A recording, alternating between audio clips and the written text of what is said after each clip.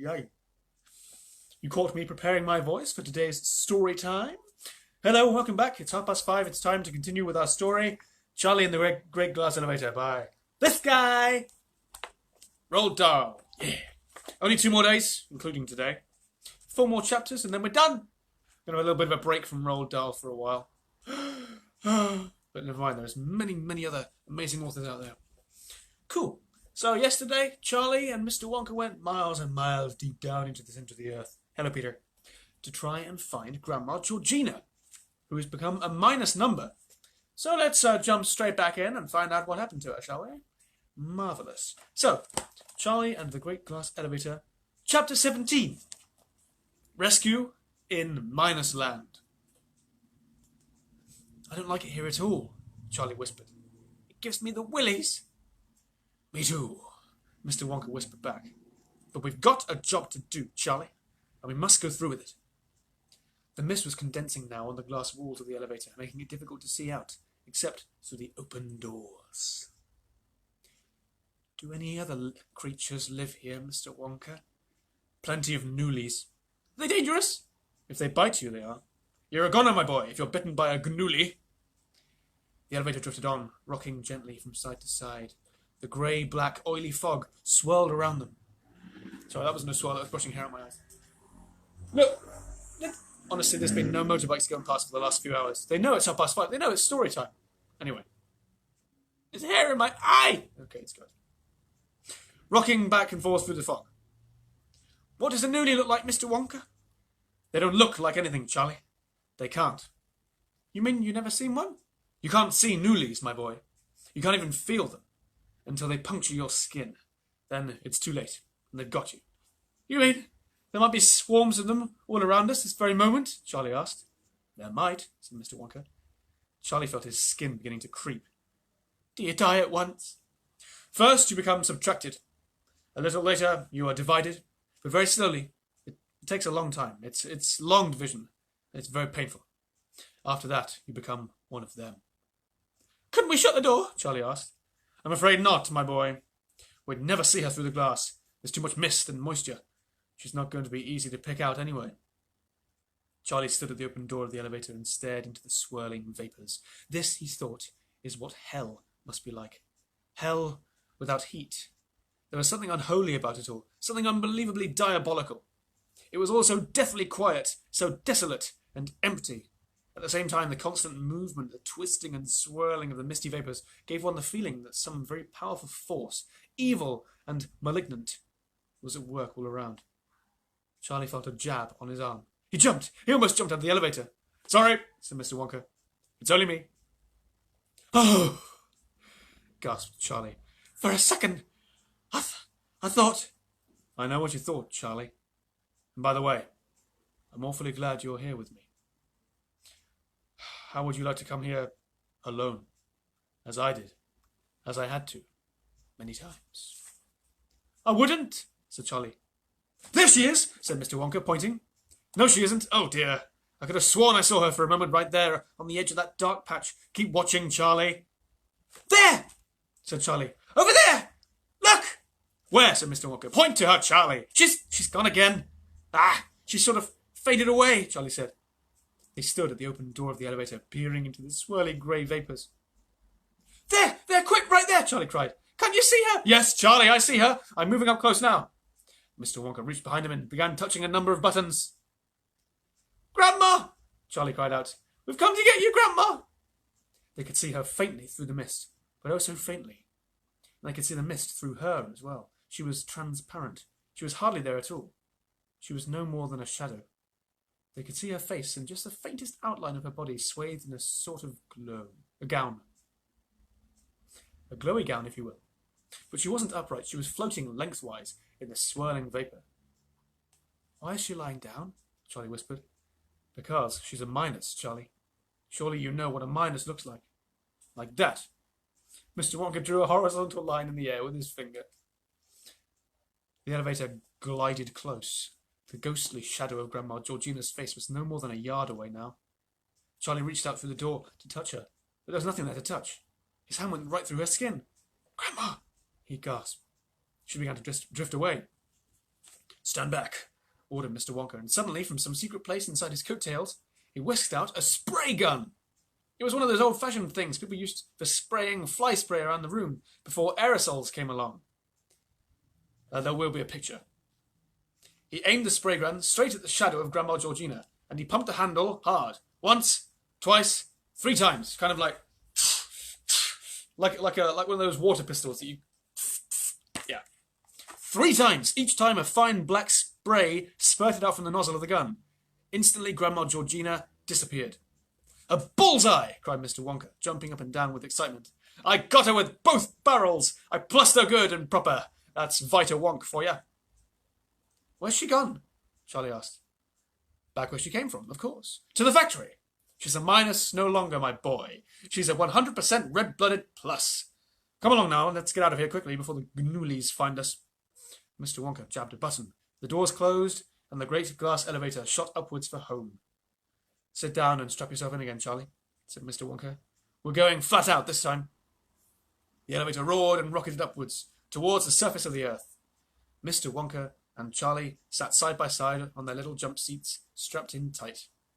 Mr. Wonka started tucking the spray gun back into that enormous pocket somewhere inside his coattails.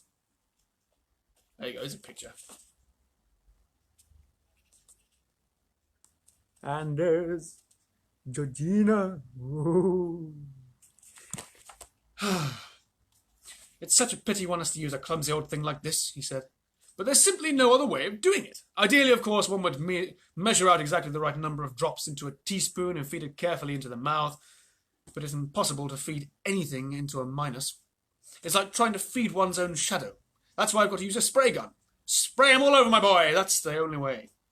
It worked fine, though, didn't it? Charlie said. Oh, it worked, all right, Charlie. It worked beautifully. All I'm saying is that there's bound to be a slight overdose. I don't quite know what you mean, Mr. Wonka. My dear boy, if it only takes 4 drops of Vita Wonk to turn a young Oompa Loompa into an old man... Mr. Wonka lifted his hands and let them limply fall on his lap. Like so. You mean Grandma may have got too much? Asked Charlie, turning slightly pale. I'm afraid that's putting it rather mildly, said Mr. Wonka. But why did you give her such a lot of it, then? Said Charlie, getting more and more worried. Why did you spray her 3 times? She must have got pints and pints of it. Gallons! Cried Mr. Wonka, slapping his thighs. Gallons and gallons! But don't let a little thing like that bother you now, my dear Charlie. The important part of it is, well, we've got her back. She's a minus no longer. She's a lovely plus. She's as plussy can be. She's more plussy than you or me. The question is, how old is she now? Is she more than 103? Chapter 18. Shorter chapters today, I didn't say. We'll be home in time for Christmas. 18. The oldest person in the world. We return in triumph, Charlie, cried Mr. Wonka as the great glass elevator began to slow down. Once more your dear family will all be together again. The elevator stopped. The doors slid open. And there was the chocolate room and the chocolate river and the Oompa Loompas, and in the middle of it all, the great bed belonging to the old grandparents. Charlie, said Grandpa Joe, rushing forward. Thank heavens you're back. Charlie hugged him, and he hugged his father and his mother. Is she here? He said. Grandma Georgina? Nobody answered. Nobody did anything except Grandpa Joe, who pointed to the bed. He pointed, but he didn't look where he was pointing. None of them looked at the bed except Charlie. He walked past them all to get to a better view, and he saw at one end the 2 babies, Grandma Josephine and Grandpa George, both tucked in and sleeping peacefully. At the other end... Don't be alarmed, said Mr. Wonka, running up and placing a hand on Charlie's arm. She's bound to be just a teeny bit overplussed. I warned you about that. What have you done to her? Cried Mrs. Bucket. My poor old mother! Propped up against the pillows at the other end of the bed was the most extraordinary-looking thing Charlie had ever seen. Was it some ancient fossil? It couldn't be that, because it was moving slightly, and now it was making sounds, croaking sounds, the kind of sounds a very old frog might make, if it knew a few words. Oh, nine. Well, it croaked. If it isn't dear Charlie. Grandma, cried Charlie. Grandma Georgina! Oh! Oh. What was that? Merciful Nora. It's a good thing we don't live in America, otherwise I would have thought it was a gunshot. Anyway. Oh. Her tiny face was like a pickled walnut. There is a picture, but I'll show you in a second. There were such masses of creases and wrinkles that the mouth and the eyes, and even the nose, were sunken almost out of sight. Her hair was pure white, and her hands, which were resting on top of the blanket, were just little lumps of wrinkly skin. Ugh. Yoik. I think Quentin Blake has done her a service in this picture. She probably looks a bit rougher than that. The presence of this ancient creature seemed to have terrified not only Mr. and Mrs. Bucket, but Grandpa Joe as well. They stood well back, away from the bed. Mr. Wonka, on the other hand, was as happy as ever. "My dear lady!" he cried, advancing to the edge of the bed and clasping one of those tiny wrinkled hands in both of his. "Welcome home, and how are you feeling on this bright and glorious day?" Not too bad. Croaked Grandma Georgina. Not too bad at all, considering my age. "Ooh! Good for you," said Mr. Wonka. "Atta girl! All we've got to do now is find out exactly how old you are, then we shall be able to take further action." "You're taking no further action around here," said Mrs. Bucket, tight-lipped. "You've done enough damage already." "But my dear old muddle-headed mugwump," said Mr. Wonka, turning to Mrs. Bucket. "What is it? Shh! What does it matter that the old girl has become a trifle too old? And we can put that right in a jiffy. Have you forgotten Wonkavite and how every tablet makes you 20 years younger? We shall bring her back. We shall transform her into a blossoming, blushing maiden in the twink of an eye." "What good is it then?" "Wait, hang on. Yeah, what good is it then when her husband's not even out of his nappies yet?" wailed Mrs. Bucket, pointing a finger at the 1-year-old Grandpa George so peacefully sleeping. "Madam," said Mr. Wonka, "let us do one thing at a time." "I forbid you to give her that beastly Wonkavite," said Mrs. Bucket. "You'll turn her into a minus again, just as I'm sure as I'm standing here." I don't want to be a minus, croaked Grandma Georgina. "If I ever have to go back to that beastly minus land again, the Newleys will nickel me." "Fear not," said Mr. Wonka. "This time I myself will supervise the giving of the medicine. I should personally see to it that you get the correct dosage. But listen very carefully now. I cannot work out how many pills to give you until I know exactly how old you are. That's obvious, isn't it?" "It's not obvious at all," said Mrs. Bucket. "Why can't you give her one pill at a time and play it safe?" "Impossible, madam. In very serious cases such as this, Wonkavite doesn't work at all when given in small doses. You've got to throw everything at her in one go. You've got to hit her with it hard. A single pill wouldn't even begin to shift her. She's far too gone for that. It's all or nothing." "No." "No," said Mrs. Bucket firmly. "Yes," said Mr. Wonka. "Dear lady, please listen to me. If you have a very severe headache and you need 3 aspirins to cure it, it's no good taking only one at a time and waiting for hours in between each. You'll never cure yourself that way. You've got to gulp them all down in one go. It's the same with Wonkavite. May I proceed?" "Oh, all right, I suppose you'll have to," said Mrs. Bucket. "Good," said Mr. Wonka, giving a little jump and twirling his feet in the air. "Now then, how old are you, my dear Grandma Georgina?" "I don't know," she croaked. "I lost count of that years ago." "Don't you have any idea?" said Mr. Wonka.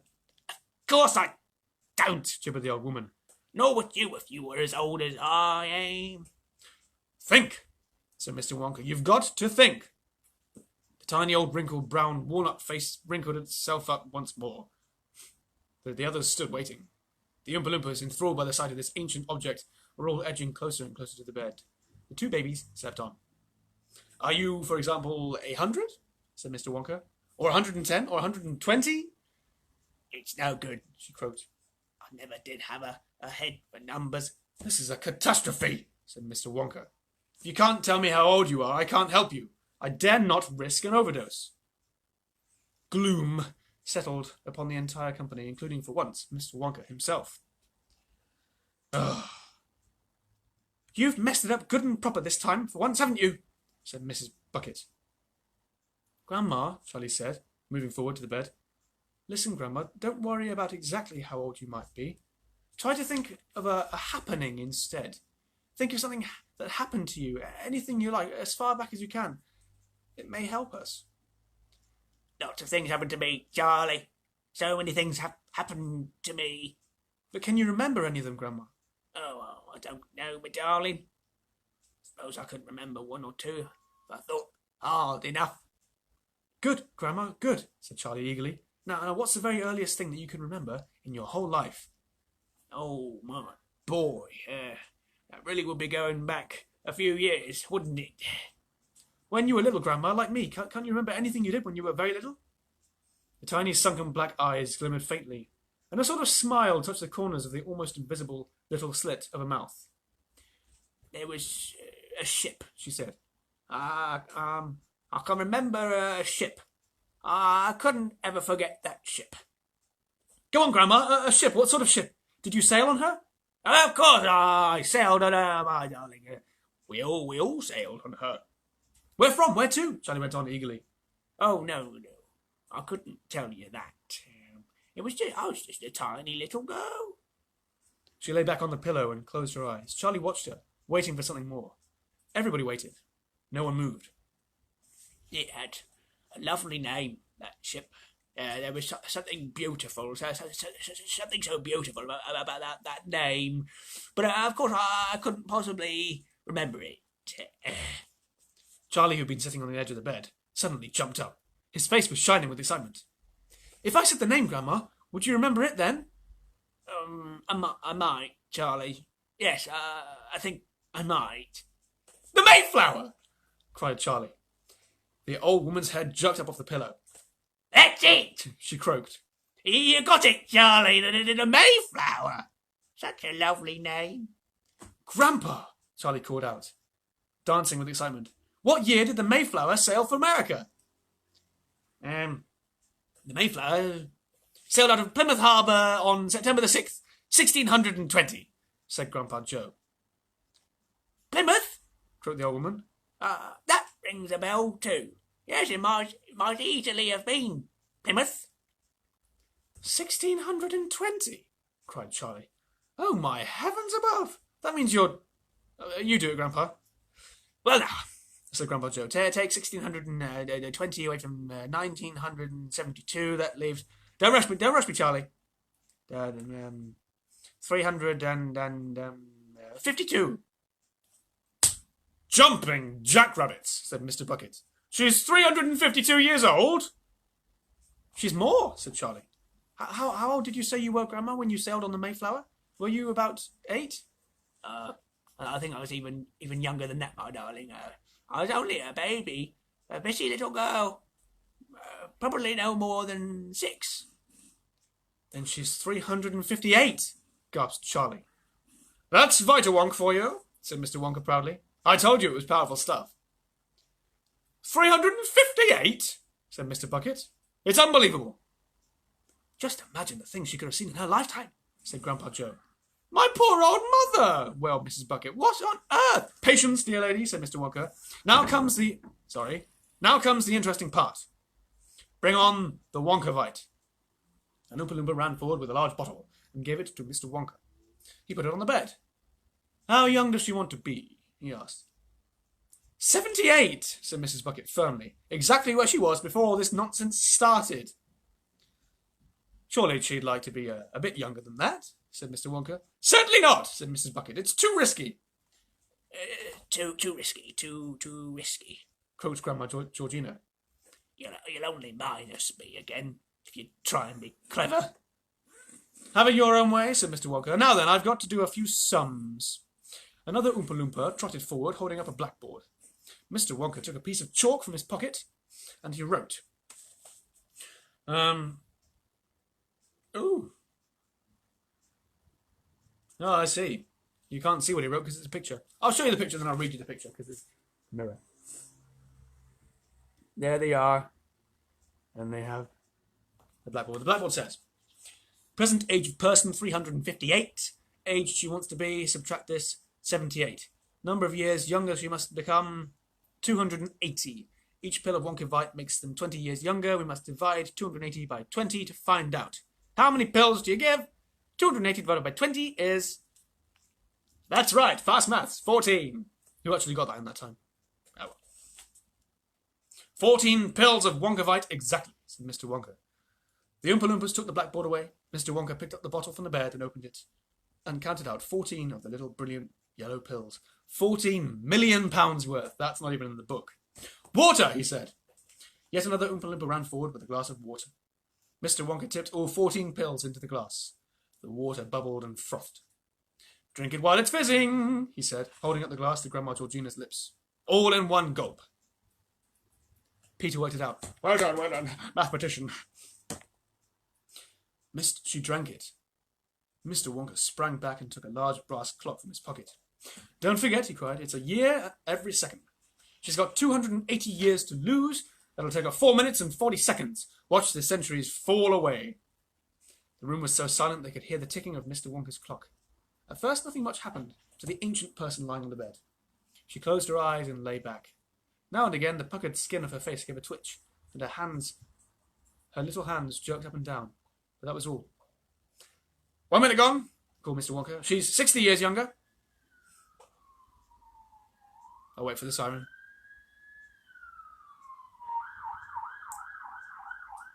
Talk amongst yourselves. It's gone. 60 years younger. She looks just the same to me, said Mr. Bucket. Of course she does, said Mr. Wonka. What's a mere 60 years when you're over 300 to start with? Are you all right, Mother? Said Mrs. Bucket anxiously. Talk to me, Mother. 2 minutes gone, called Mr. Wonka. She's 120 years younger. And now definite changes were beginning to show in the old woman's face. The skin was quivering all over, and some of the deepest wrinkles were becoming less and less deep, the mouth less sunken, the nose more prominent. Mother, cried Mrs. Bucket, are you all right? Speak to me, Mother, please. Suddenly, with a suddenness that made everyone jump, the old woman sat bolt upright in bed and shouted, Did you hear the news? Admiral Nelson has beaten the French at Trafalgar. She's going crazy, said Mr. Bucket. Not at all, said Mr. Wonka. She's going through the 19th century. 3 minutes gone, said Mr. Wonka. Every second now she was growing slightly less and less shriveled, becoming more and more lively. It was a marvellous thing to watch. Gettysburg, she cried. General Lee is on the run. And a few seconds later she let out a great wail of anguish and said, He's dead, he's dead, he's dead. Who's dead? Said Mr. Bucket, craning forward. Lincoln, she cried. There goes the train. She must have seen it, said Charlie. She must have been there. She is there, said Mr. Wonka. At least, she was a few seconds ago. Will someone please explain to me, said Mrs. Bucket, what on earth— 4 minutes gone, said Mr. Wonka. Only 40 seconds left. Only 40 more years to lose. Grandma, cried Charlie, running forward. You're looking almost exactly like you used to. Oh, I'm so glad. Just as long as it all stops when it's meant to, said Mrs. Bucket. I'll bet it doesn't, said Mr. Bucket. Something always goes wrong. Not when I'm in charge of it, sir, said Mr. Wonka. Time's up. She is now 78 years old. How do you feel, dear lady? Is everything all right? I feel tolerable, she said. Just tolerable. But that's no thanks to you, you meddling old mackerel. There she was again, the same old cantankerous, grumbling old grandma, Georgina, that Charlie had known so well before it had all started. Mrs. Bucket flung her arms around her and began weeping with joy. The old woman pushed her aside and said, What, may I ask, are those two silly babies doing there at the other end of the bed? One of them's your husband, said Mr. Bucket. Rubbish, she said. Where is George? I'm afraid it's true, Mother, said Mrs. Bucket. That's him on the left. The other one's Josephine. You chiselling old cheeseburger, she shouted, pointing a fierce finger at Mr. Wonka. What in the name of— No, said Mr. Wonka. Let us not for mercy's sake have another row so late in the day. If everyone will keep their hair on and leave this to Charlie and me, we shall have them exactly where they used to be, in the flick of a fly's wing. Tomorrow at 5:30, we shall have to find out how the story ends. And so we'll end our tale of Charlie and the Roald Dahl stories for a while. Who knows? Right, well then I shall leave you to it. Have a wonderful evening, and I shall see you tomorrow, 5:30. Please do share these videos around, and they're on YouTube as well. If you want a link, they'll be on my profile, or just DM me. I don't know why they say DM, direct message. It used to be PM me, private message, but never mind. Cool. See you guys tomorrow. Ciao.